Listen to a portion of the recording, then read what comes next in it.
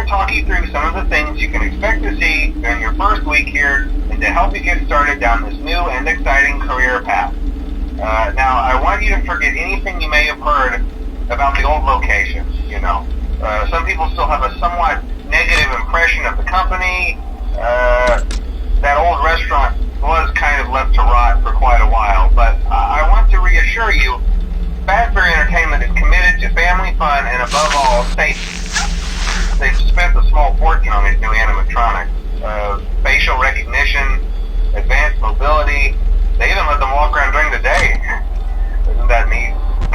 But most importantly, they're all tied into some kind of criminal database so they can detect a predator a mile away. Heck, we should be paying them to guard you. Now that being said, no new system is without its kinks. You're only the second guard to work at that location. The first guy finished his week but complained about conditions.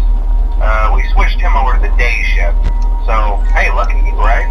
Mainly he expressed concern that certain characters seem to move around at night and even attempted to get into his office.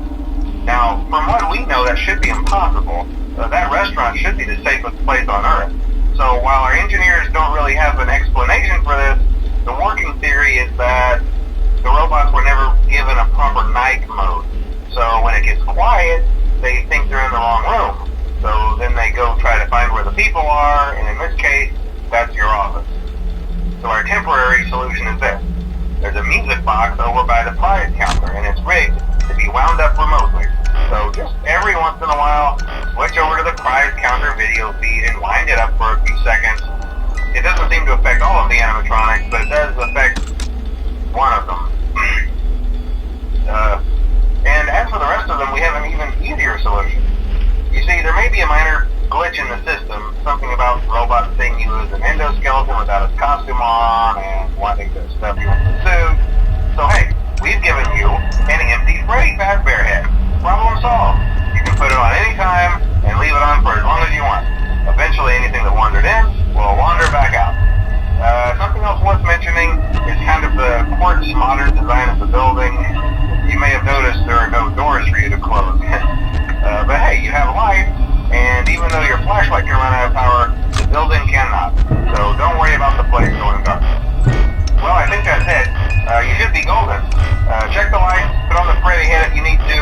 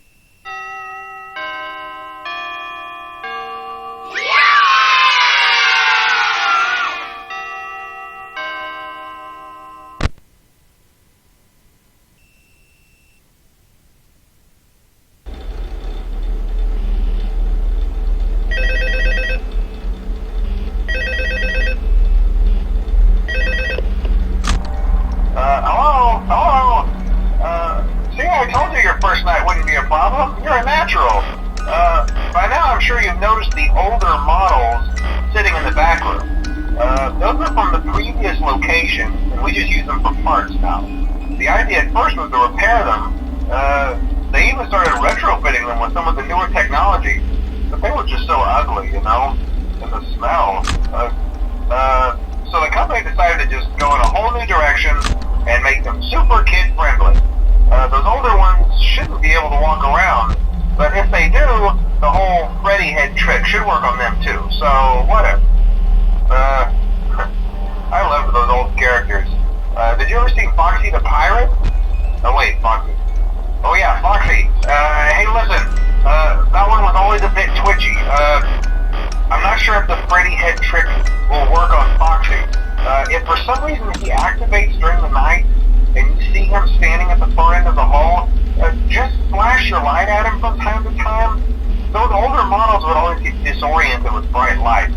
It would cause a system restart or something. Come to think of it, you might want to try that on any room where something undesirable might be. It might hold him in place for a few seconds. That glitch might have carried over to the newer models too. One more thing, don't forget the music box.